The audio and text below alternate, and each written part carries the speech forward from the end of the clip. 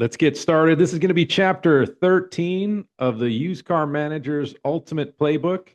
Let's go ahead and get started. Let's get to learning and getting better. All right, so chapter 13, under allowance strategy, building gross without losing deals. Now, this is one that I find that a lot of sales managers get lazy on. You know, depending on the volume, some sales managers don't even want to get off their chair. They rely on the salespeople to do silent walkarounds. The reality is, if you want to go out there and really hold the line, you as a manager are more likely to hold that number. You know, when I worked at CarMax, buyers used to go in and they used to go in on every appraisal because they could speak at a level that the salespeople just aren't equipped or prepared for.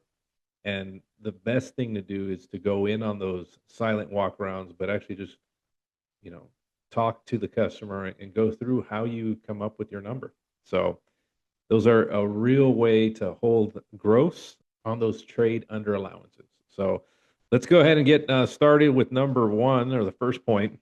What under allowance really means. Under allowance isn't a trick, it's a tool. It means giving less trade value on paper while showing more value somewhere else in the deal. It's how you protect front gross without blowing up the customer's payment or killing trust. So, rule number one, under allowance isn't about deception, it's about deal structure. And that's where a lot of people, I think, feel there's an issue where, you know, at auction, you might pay, 100% cost of market or something crazy. Your buyer keeps holding his hand up on every one of those cars, but then when you go to a trade, you don't put as much, you're not as aggressive, and then you go ahead and don't even hold on the trade either. So, you're really costing yourself all the way around. So, point two, the real purpose, the goal is simple: hold gross, control perception, keep the deal alive. When used correctly, under allowance smooths the pencil, not hides the profit. When abused, it becomes a credibility killer. Number two, you don't win by stealing trades, you win by managing math and emotion at the same time.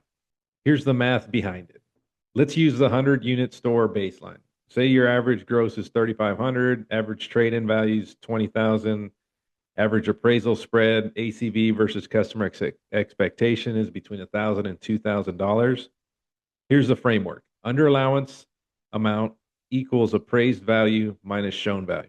If your ACV is 20,000 but you show 19, you've under allowed $1,000. That 1,000 either becomes additional gross or a negotiable chip later. Example: customer trades 2019 SUV, real ACV is 20,000, shown value is 19. Front gross unit, you end up making a total on that gross 3,500. Hidden potential is 1,000. So you now have $4,500 to work with while the customer feels they're being negotiated with, not taken advantage of.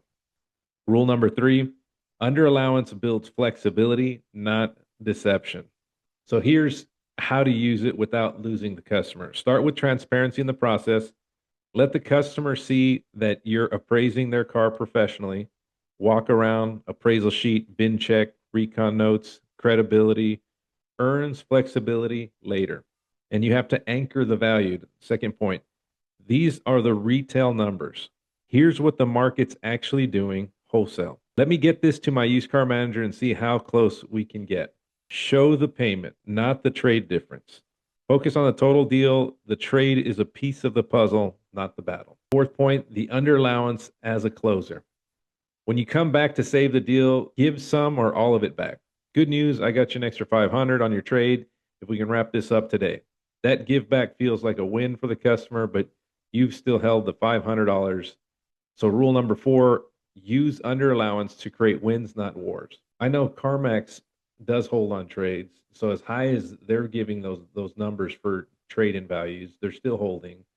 Carvana, I imagine they're doing the same thing. You should be holding on average between 10 and 15%. It's amazing that you'll see someone hold $500 on a $2,000 trade. And when you look at that as a percentage, if it's worth 2,000 or 2,500 and you hold 500, that percentage is pretty stout. But you show them a $40,000 car and you only hold 500, that percentage isn't the same. So, you know, think of it in terms of an actual margin that you hold 10 to 15% on, and that gives you real opportunity to look like the hero, or and it helps you to recoup some of those new car margins or used car margins on aged inventory that you have to let go. Definitely a tool to help you with. Step 3, the rule for safe under allowance. Verify ACV with recon and market data. Never guess at ACV. Use live auction data and your recon estimates. If your recon average is $800 and wholesale market shows 19.2 to 19.5, your ACV can safely land at 19.7. Decide your under allowance window. Entry levels 500 max, core retail units $1,000, premium or volatile segments 1,500 to 2,000 max. Track it. Log every under allowance amount in your appraisal system and tie it to final gross. If you see consistent over allowing, fix your appraisal accuracy, not your pack. So rule number 5, what gets tracked stays profitable. 6th section, protecting gross versus protecting the customer. Your team needs to know the difference. Protecting gross means maintaining deal integrity and keeping the store profitable.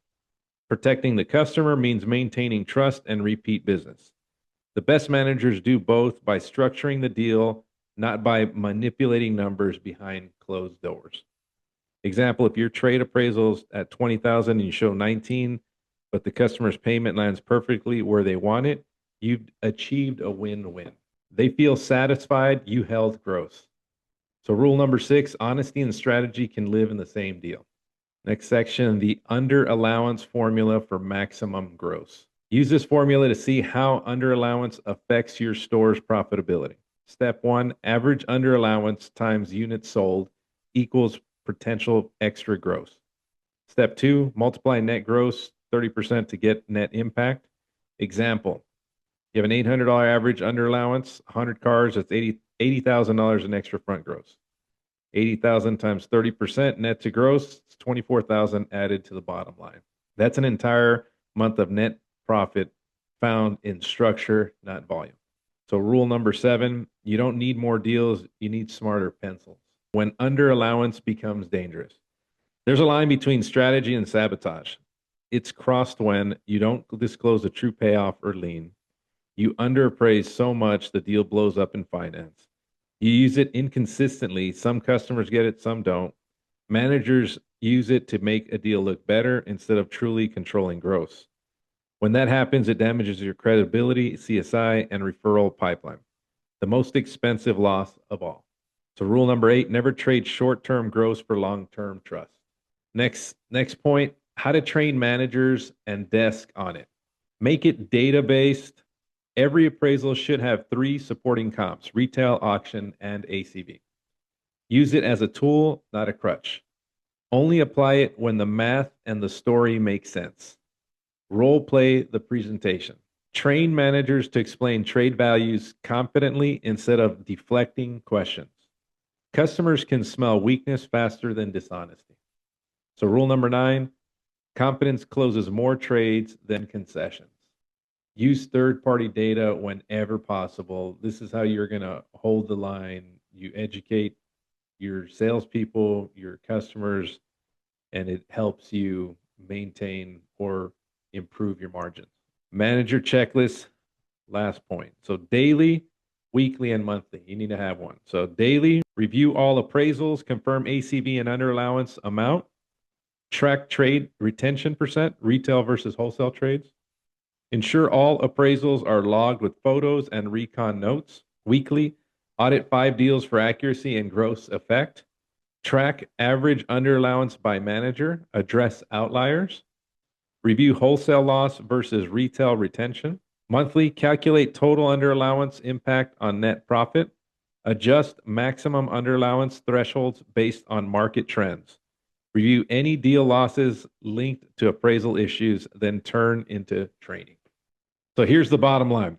Under allowance isn't manipulation, it's management. It's about understanding that you can't always pay full ACV and hold gross, so you find the sweet spot that keeps both. When used right, it protects the store's money, maintains customer trust, and gives managers room to work deals without reservation. Work deals without desperation. So, final rule, it's not about what you show, it's about how you show it. The pros use under allowance as leverage, not as luck. The amateurs use it as a cover up. Know your numbers, know your story, and you'll never have to apologize for holding gross again.